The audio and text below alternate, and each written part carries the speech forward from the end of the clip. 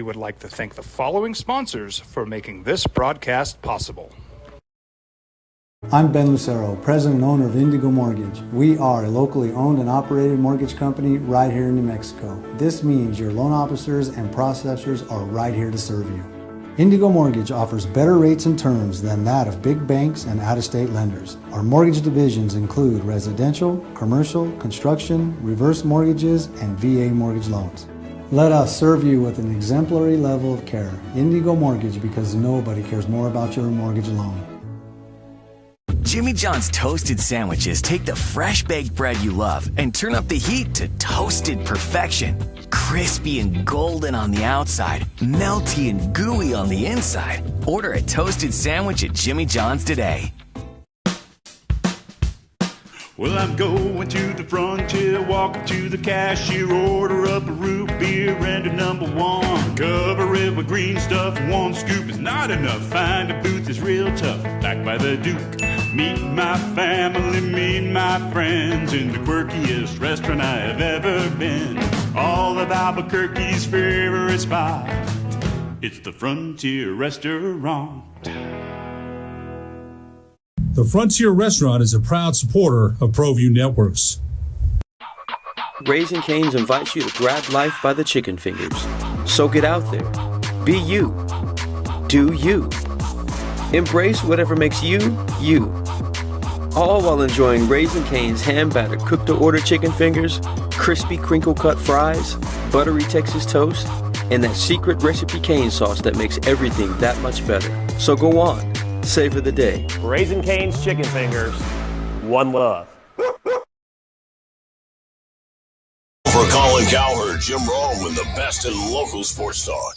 Now it's the opening drive on 95.9 FM and AM 610, the sports animal. Here's Jeff Symbieta and JJ Buck. And we are done with the first round of the playoffs. Finally. And some game sevens, not the greatest endings, not that big drama towards the end. In fact, the home teams held on, the favorites win.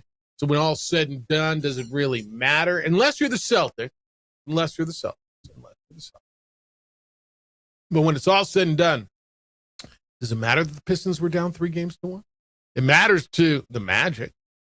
It'll certainly matter to them. Does it matter that the Celtics were up 3-1? Oh, well, hell yes, it does. Got a lot to talk about coming off a big weekend. Golden Tempo wins the Derby. Diego Pavia gets his shot in camp. The Avs scored 9 goals in a game. Tell me nobody scores in hockey. Well, there was a 2-1 Game 7 as well. The opening drive on 95.9 FM and AM 610. The Sports Animal. May the 4th be with you. May 4th. Jeff Symbieta, JJ Buck. How you living? What it do? Big weekend for you? It was. It was. You had softball. Final. The end of the regular season for Lobo softball. Nicole Orgeron's going to be with us coming up at 9:30 as they get set to Lobo women to play in the Mountain West Conference tournament, and they go in on a roll, huh? Yeah. 3-game sweep of Utah State. It was a year where they beat some teams they haven't beat for a while and swept some teams that they did not sweep for a very long time. And it's just a lot of fun to watch this team this season, especially this series. Offensive onslaught Thursday and Friday, and then the 3-1 game on Saturday that saw each team rob home runs over the fence. Great defensive play. It was just a lot of fun to watch this team be competitive and win games this year. Yeah, no, it was a good season that's not over yet. And so we'll talk to Nicole Orgeron coming up at 9:30. Get you ready for the conference tournament, which begins on Wednesday. Where's it? Reno, Nevada. Is that where they're going? Reno, Nevada. Over the weekend, Topes scored some runs and came back in their series against the Chihuahuas. They split the series. They scored 26 runs the other day. You see that? Yes. 26. Goodness. Where's the rollover plan? Yeah. It was like, just when you score 26, you usually score 2 the next day, 1 the next day. It's like the Avs scoring, 9 goals in one game. Chupacabras were on the road. They lose in Jacksonville 43-32. Man, it feels like they're right there. I know they're 1-5, so don't tell me they're right there, Jeff. But they're competitive. There's only been one game in which they haven't been competitive, and that's the Vegas game. And Vegas is 5-1, the defending champs. But everything else, they've been super competitive. They're not home until the 31st. But next up, they got the Arizona Rattlers, one of the brands. They're off this week, and then they'll get a Monday night game, Monday Night Football on May 18th in Arizona before coming home. Actually, it won't be in Arizona. It's going to be at the Dream Cup in New York. And then they'll come home and play the Strike Force. All right, Game 7s. I kind of want to start on Saturday, if that's all right, because the Game 7 on Saturday might be, and I don't know if this is fair, the most significant. I don't want to downplay the 1 seed holding off the 8 seed and winning at home in a Game 7. I don't want to downplay the Cavaliers win, but the Sixers beating the Celtics was a big, big deal.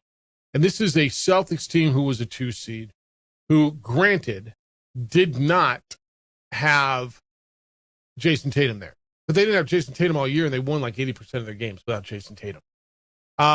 They were the 2 seed. Jaylen Brown wants to be MVP, and I'm a big Jaylen Brown fan. But he's gone to his Twitter and called Joel Embiid a flopper. He accused the referees of having it out for him, saying he talked to one of the referees who said, yeah, we're calling everything on you, because he was critical of the referees. 109-100, and I think it takes away from what Tyrese Maxey did and really what Joel Embiid is when Joel Embiid plays. 34 points, 12 rebounds, and 6 assists for Joel Embiid. Maxey was terrific. He had 30, 11, and 7. And the Sixers couldn't be an issue if they stay healthy for the Knicks. Now, Embiid was limping around at the end of the game. I was wondering if he was going to finish the game, if they were going to take it. It was like, Dick Nurse was like, no, you're staying on the damn court. I'm not taking you off the court again. You're staying on the court. I think this is the most significant outcome of the week. It was huge for the way Joel Embiid played in that series. Boston had no answer for him. We were discussing when this went to Game 7, I was on Philadelphia because the way that backcourt was playing, Joel Embiid locked in, and you tip your cap to Embiid for coming back from the appendectomy, for battling through the final few minutes. He had I forget who it was. Someone fell into his knee. Yeah. He hyperextended his left knee late in that game and stayed on the floor, actually made a diving attempt on a ball out of bounds, putting his body on the line some more. And that's a Philadelphia team that hasn't been able to get past Boston and found themselves down 3-1. Since like 1982 or something, right?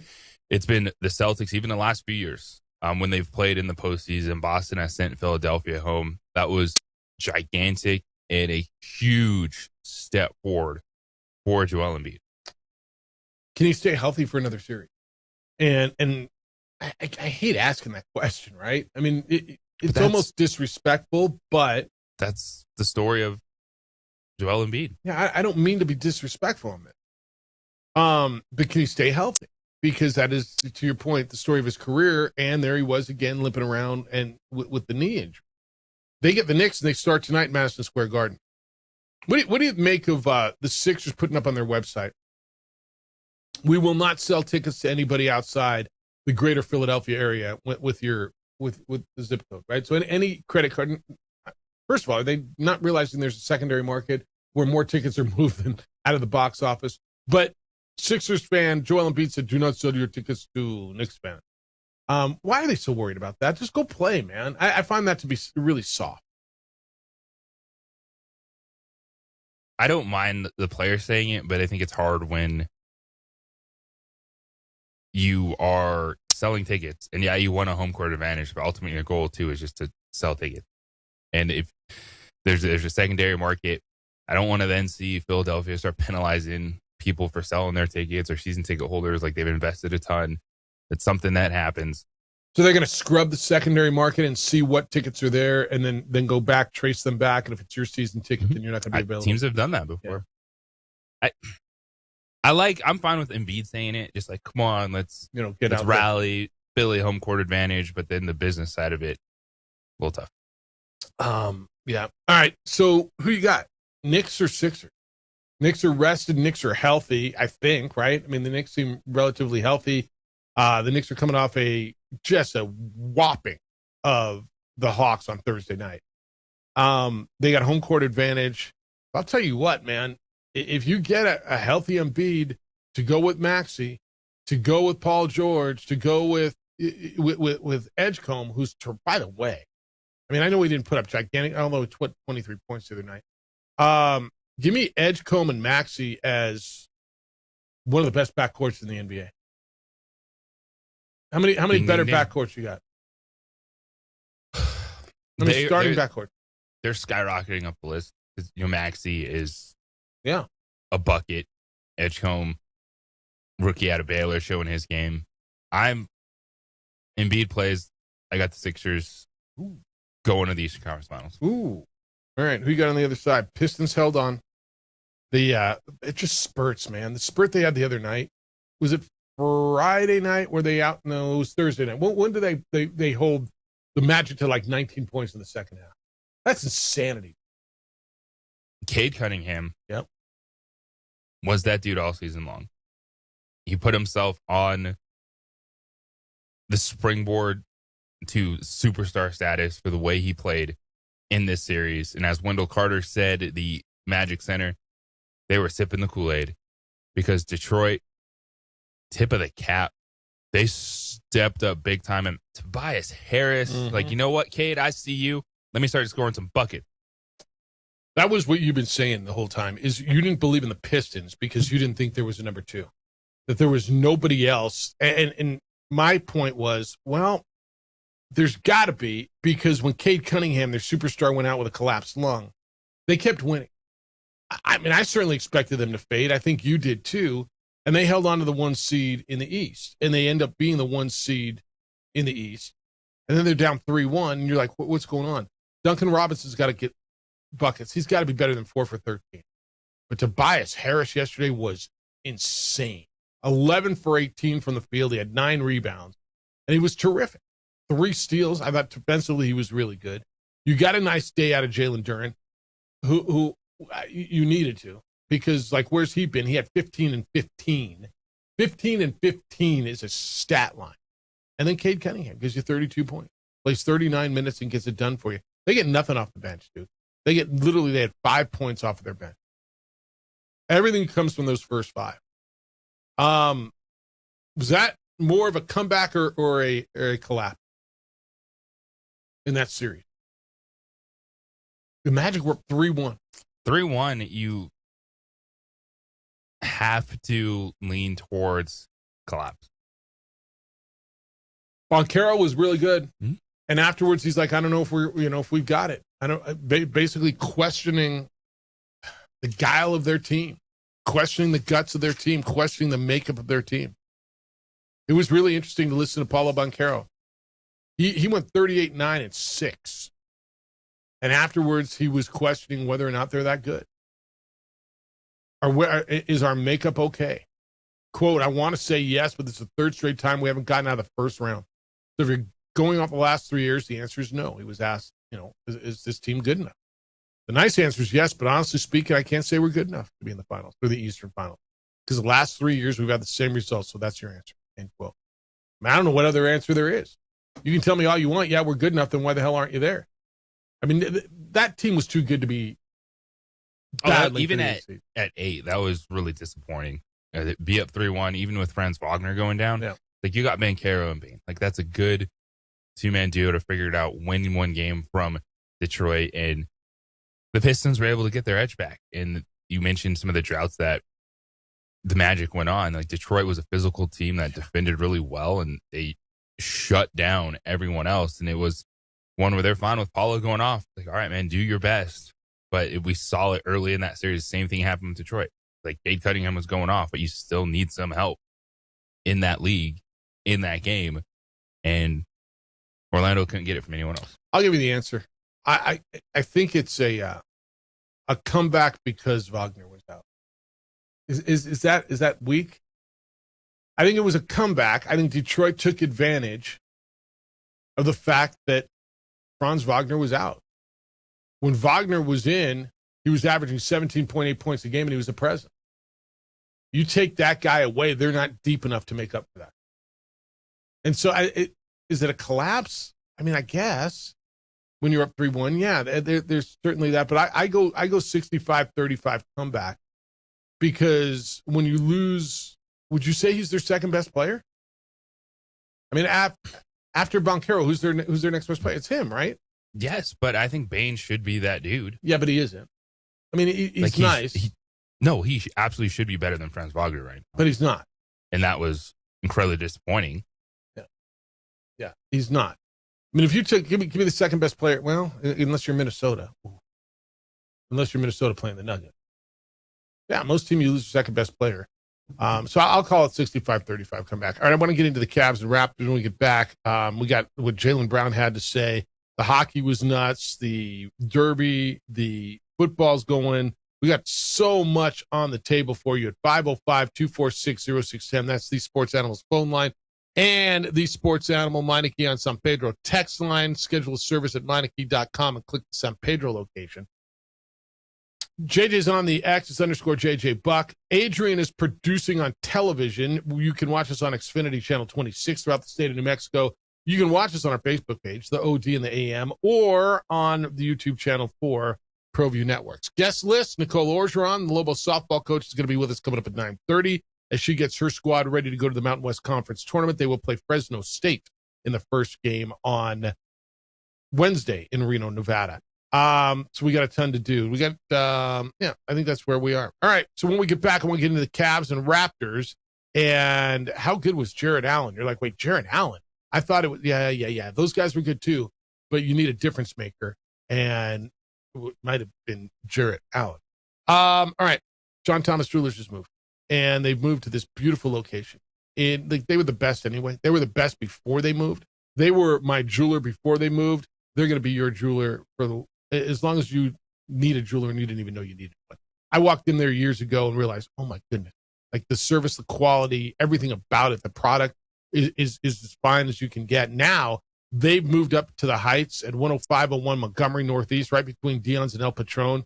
And it is just flat out beautiful. A brand new 4,000 square foot state-of-the-art showroom with a dedicated bridal bar and a private diamond viewing area, a glass enclosed design lab where you're going to get to watch your ring come to life from concept to custom creation.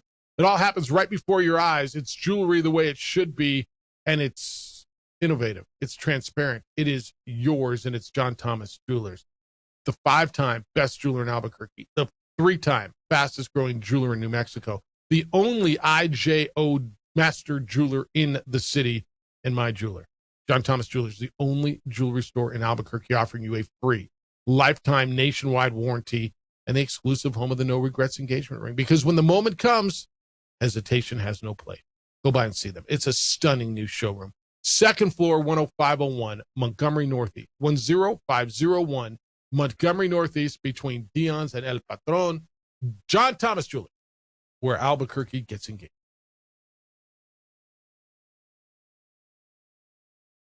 We would like to thank the following sponsors for making this broadcast possible. I'm Ben Lucero, president and owner of Indigo Mortgage. We are a locally owned and operated mortgage company right here in New Mexico. This means your loan officers and processors are right here to serve you. Indigo Mortgage offers better rates and terms than that of big banks and out-of-state lenders. Our mortgage divisions include residential, commercial, construction, reverse mortgages, and VA mortgage loans. Let us serve you with an exemplary level of care. Indigo Mortgage, because nobody cares more about your mortgage loan. Jimmy John's toasted sandwiches take the fresh baked bread you love and turn up the heat to toasted perfection. Crispy and golden on the outside, melty and gooey on the inside. Order a toasted sandwich at Jimmy John's today. Well, I'm going to the frontier, walking to the cashier, order up a root beer and a number one. Cover it with green stuff, one scoop is not enough. Find a booth is real tough, back by the Duke. Meet my family, meet my friends in the quirkiest restaurant I have ever been. All of Albuquerque's favorite spot, it's the Frontier Restaurant. The Frontier Restaurant is a proud supporter of ProView Networks. Raising Cane's invites you to grab life by the chicken fingers. So get out there. Be you. Do you. Embrace whatever makes you, you. All while enjoying Raising Cane's hand-battered cooked-to-order chicken fingers, crispy crinkle-cut fries, buttery Texas toast, and that secret recipe cane sauce that makes everything that much better. So go on, savor the day. Raising Cane's chicken fingers, one love.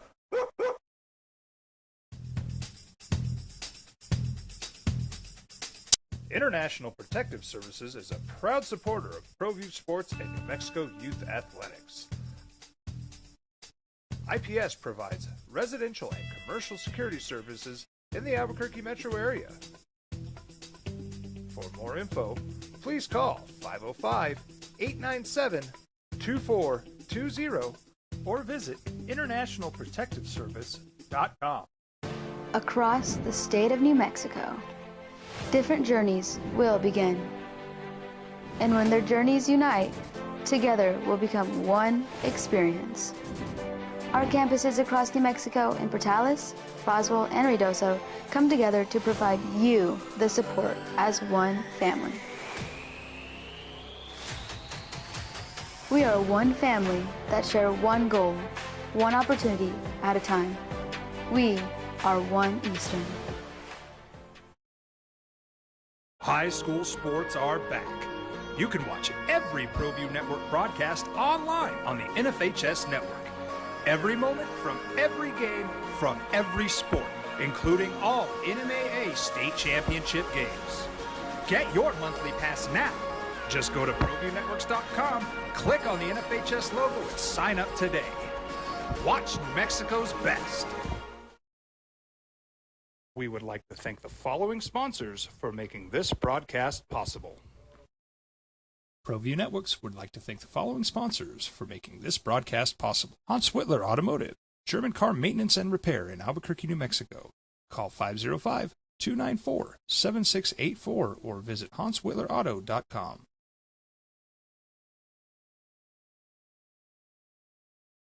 Heineke on San Pedro, doing car care right. You get two in the NBA tonight: Philly, New York, Minnesota, and San Antonio. Those will be game one. Game sevens over the weekend. Were they disappointing game sevens to you?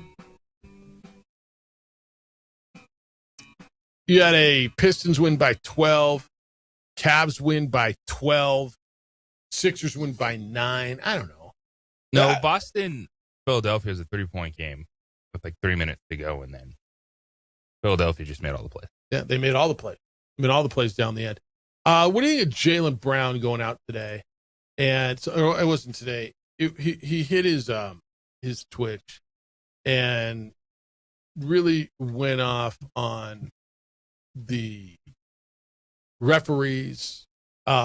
He went off on Joel Embiid.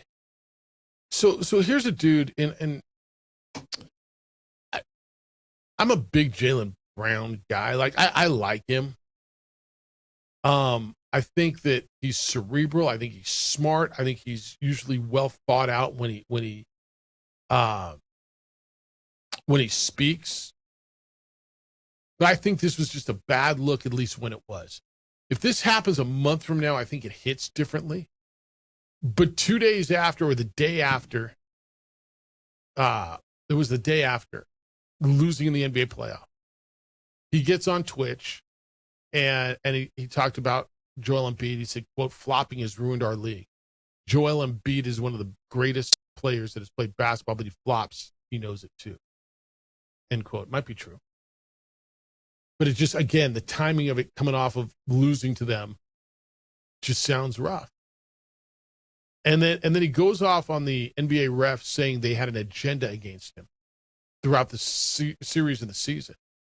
Quote, they clearly had an agenda, maybe because I spoke critical on them in the regular season. I actually spoke with some refs, he said. And they told me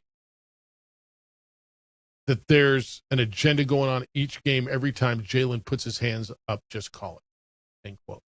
I mean, I kind of want to hear the receipts on that. Is that finable? That to say that you're calling out the officials. Absolutely. To say, I mean, do you believe he had a conversation with a referee who said, "Yeah, dude, we got an agenda against you. We're calling every time you do this move, every time you put your hands up, we're calling foul." I think he's insinuating that they were targeting him for stuff. I'm sure the refs. I don't think he's insinuating anything. He's saying he's saying, but I mean, refs will tell you, like, hey, this is what I'm looking for. They'll listen to you. So there's probably that conversation going on, and he's turning it into, oh, they were calling everything on me because they had it out for me. And this is a fascinating dynamic because he's out there screaming what I'm sure 99% of Celtics fans are screaming about that series and how frustrated they are. And then on the other side of this, you have people acting like Jason Tatum doesn't care because knee soreness kept him off the court, and he happened to have a little chuckle with Joel Embiid after the game. Yeah. So do you want to be Jaylen Brown, who's like the Celtics fan base, who's going all in, who's blaming everyone else, who's mad? Or do you want to be Jason Tatum, who in a lot of people's minds didn't care about Game 7 in that loss? Well, he didn't play. And yeah, there was a smile after the game. And, you know, there's that old school part that says, what are you smiling? Your season just ended near the 2 seed. You lost the 7. What the hell are you smiling? Maybe dude told you a joke. It was funny. I don't know. And I think sometimes we look way too much into that. But I'm reading the words, and I listen to him say it. And in large respect, what Jaylen Brown's saying might be true in regards to, you know, Embiid flopping. I also watched a couple series where Jaylen Brown in the final few minutes bear hugged Joel Embiid and they didn't call anything. That's right. Like when Embiid was backing down Jaylen Brown in the post, he had two arms hugging him. And that's the challenge when you're a big man, is they're not going to call contact. And you embellish it a little bit. Yes, you do. How does this come off to you? Because what was your impression of Jaylen Brown 48 hours ago, and has it changed at all? It hasn't, because Jaylen Brown has done this throughout his career. Okay. So how does this come off? I do not like blaming and or saying that the referees tilted the series against you. Don't like that at all. I think there's got to be some sort of, you can't just flat out throw that I talked to one of the referees. I talked to some, multiple, plural. I talked to some refs and they told me there's an agenda to call fouls on Jaylen every time he does this, every time he puts his arm out. Because first of all, the NBA's got to take every allegation seriously, right? Now the NBA's got to go, and it's not the same crew. That was the other thing. He's like, and the crew's held it against me because I'm vocal against the referee. Well, okay, they're human. I mean, I don't know if someone's vocal against you, are you going to hold that against them? You probably are, right? That's human nature. But it's not the same crew every night. It's different crews. So every crew held it against you, and you spoke with some refs, plural, and they told me there's an agenda against Jaylen. Like, now the NBA's got to look into that, don't they? Yeah. They have to. Because now it's out there. Let me just tell you, if the Embiid stuff comes out, a week, 2 weeks, 3 weeks, 4 weeks from now, I think it hits differently. Coming off one day after the loss just sounds like sore loser, sour grapes. And I get it, man. Show me a good loser, I'll show you a loser. I get it. That's why I think this is fascinating. Yeah. Because this is what people are screaming for, and then you get it. Are people screaming for that? Yeah. You know that's what every fan is doing. Okay. Embiid was flopping this or that. And then the Jason Tatum stuff, but that has become a thing. I was listening to it yesterday, listening to it today already on the dynamics of how invested, how much do you care post game, and you have one guy going off, Embiid was a flopper, we had no chance, the refs were against us, the other guy laughing it up with Embiid. Can Jason Tatum and Jaylen Brown coexist? Yes. Been to Toonbay Finals 1-1. They did. Can they coexist going forward? They absolutely, because we've asked this question 3 years ago. I know. But every time it ends, it's never ended in the first round. It's never ended in the first round. It's never ended with a twitch vomit like this, right? It's never ended this way. I mean, I think they can. Look, basketball-wise, it's fine. It's so much of it is the noise outside that building. Like people wanting I think that's probably Jason Tatum to be something more. And it's like the dude came back from an Achilles injury, admitted he wasn't 100%, still almost averaged a triple-double. Yeah. The game 7 is going to sting because after coming back from all that and it's knee soreness that keeps you out, that's going to be a huge conversation. Yeah, he wasn't there. I mean, and that's always going to be questioned, your toughness. Knee soreness? Like, why didn't you play through that? Why weren't you there? Yeah. All right, 505-246-0610. I want to get more into that. But I'd love your thoughts on it. It's the opening drive on 95.9 FM and AM 610, the Sports Animal. Traffic on your...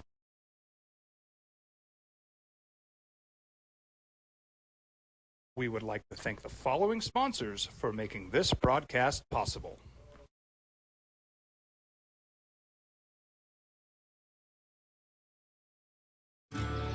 From the Sandia foothills to the banks of the Rio Grande, generations of families remain.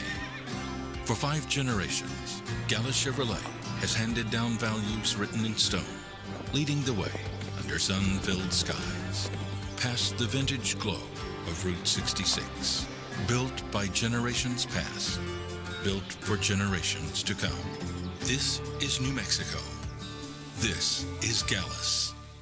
I'm a Blaze King customer, and I have been for the last 10 years. Blaze King stoves are very efficient, they're easy to maintain, and they use a lot less wood than you would typically use with a fireplace. Blaze King, that's a fire. The heat is on when it's a Blaze King wood stove, controlling heat up to 40 hours on a single load of wood with a built-in thermostat. See for yourself at either Blaze King showroom, Albuquerque and Santa Fe. Blaze King, and now that's a fire. We've been trained, conditioned, and rewarded for doing more.